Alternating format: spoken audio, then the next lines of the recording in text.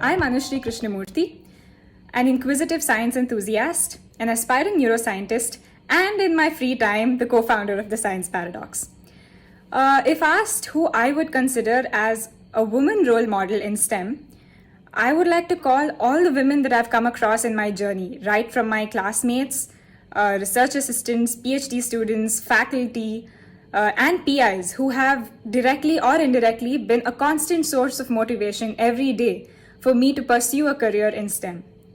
But if I had to take one name, it would probably be Dr. Jane Goodall. So for those of you who don't know her, well, that's strange, but she is the world's pioneering female primatologist, and she set a trailblazing path for research on chimpanzees in their natural habitat. So back in the masochistic world of the 1960s, she decided to take up an unorthodox approach and go against all societal norms to carve a niche for herself in the field of primatology. And that has been a huge inspiration for the budding scientist in me. So I consider myself successful even if I could inculcate an ounce of the determination, the rigor, and the passion that she has for science and wildlife conservation. Even now, at the ripe young age of 87. Hello everyone, I'm Rohit and I'm a writer at the Science Paradox. So recently a friend of mine shared me a study which showed that STEM fields with high female proportion are usually deemed as soft science, and fields like physics and mathematics which has a low female proportion are deemed as hard science. So on the eve of International Women's Day, I would like to share with you a prominent figure in hard science, Katherine Johnson. She was an American mathematician who worked at NASA and played a very important role in NASA's success in first and subsequent crewed space flights. Due to her African roots, she faced many obstacles during her earlier career. But her courage, her determination, and her persistence to overcome not only gender but racial discrimination and to keep doing what she loved is what inspires me. Any woman in STEM is an inspiration for the newer generations to enter this field. The discoveries and inventions have not only changed women's approach, but the world's approach to women in STEM. For me, personally, the one that stuck through is Rosalind Franklin. The Watson and Crick double helix model of DNA was first revealed by Rosalind Franklin when she created the X-ray crystallography method. Not until recently was she credited for the discovery. Hello everyone, my name is Sri Lakshmi and I'm a content writer at the Science Paradox. I would like to wish all the lovely ladies out there a very, very happy Women's Day. And if I'm asked about any sort of change or reform that I wish to see in the future concerning women in STEM, one of them would be celebrating diversity in science and treating women as equals. Because even though there are many women taking up careers in the field of STEM, we often see them being pressurized by certain responsibilities a woman needs to do. For instance, getting married, starting a family, having kids, which can in a way affect their career growth as well as their mental health. So in the future, I wish to see people providing that moral as well as professional support to women so they also feel motivated to utilize their skills properly and do wonders in the field of STEM. Because I believe that any field, not just STEM, any field can progress if it is having an equal contribution of men as well as women. So I really wish to see that diversity in the future, women also getting equal opportunities, equal amount of guidance, and equal support just as men in STEM. Hi, my name's Anya, and a very happy Women's Day to everyone who's watching. To answer my first question, my role model in STEM. Well, I'm very proud to say her name's Kamal Randeve.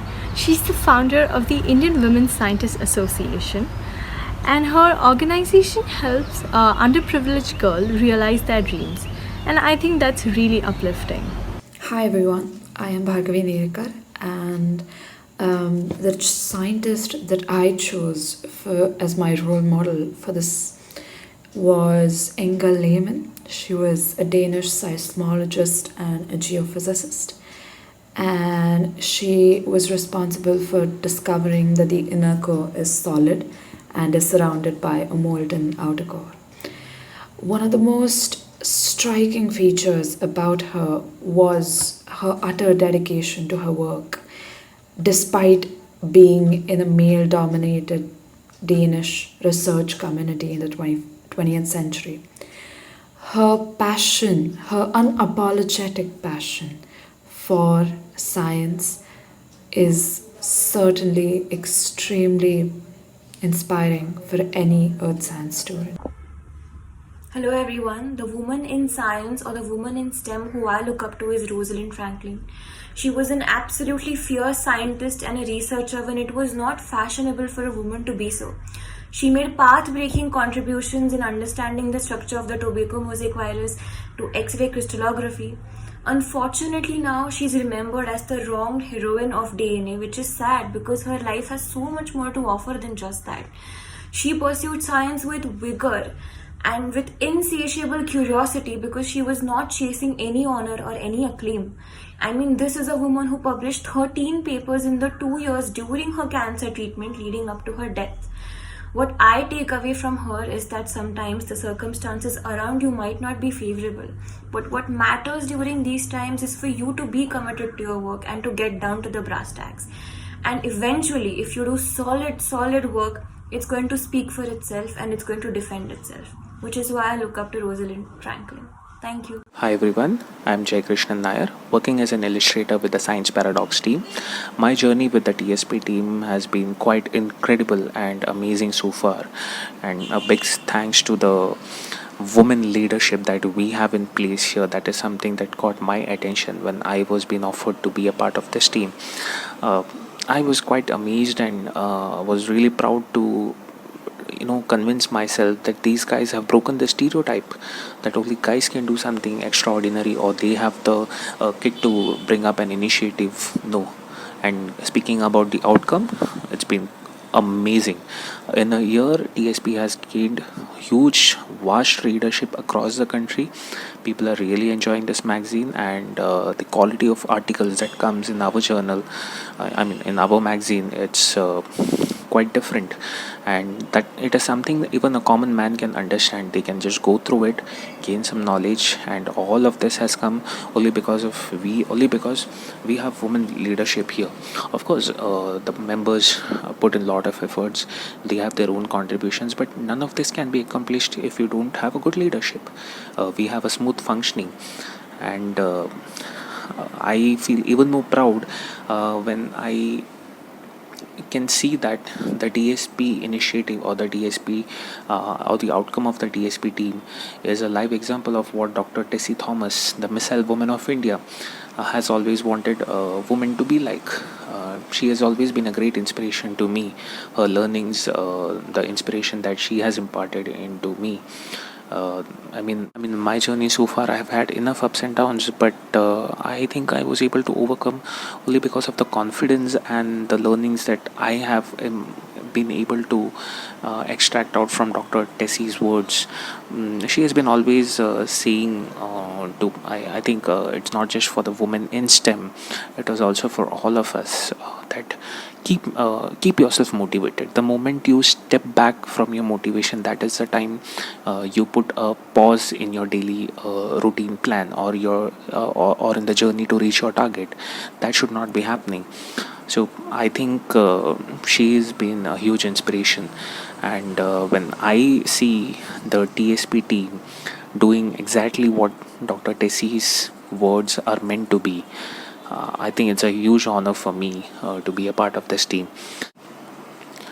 And I would urge all my colleagues, my juniors, my friends to take up science, take up learning seriously. Do something you really want to do, and keep yourself motivated. And we as a community, because as Dr. Tessie says, science has no gender. For sure, science doesn't have a gender. It's up to the community, it's up to the society whether we want to make certain things gender biased or not. And if we manage to not implement it, I think that's a wonderful contribution we will be putting up. And we as men can definitely support our women counterpart. They have the talent, they have the potential, they have shown that they can do certain things. We just need to support them in the right way, and give them enough opportunities. I think they will do wonders. They have been doing it, they have done in the past. I think they need more support, and let's all do it together. With this, I would wind up, and I would want to wish all of you a very happy International Women's Day. Thank you. Her name is Dr. Anish Chautpar. She is a professor of oncology at Yale University. The reason I look up to her so much is the one thing that she said in her session, which I attended.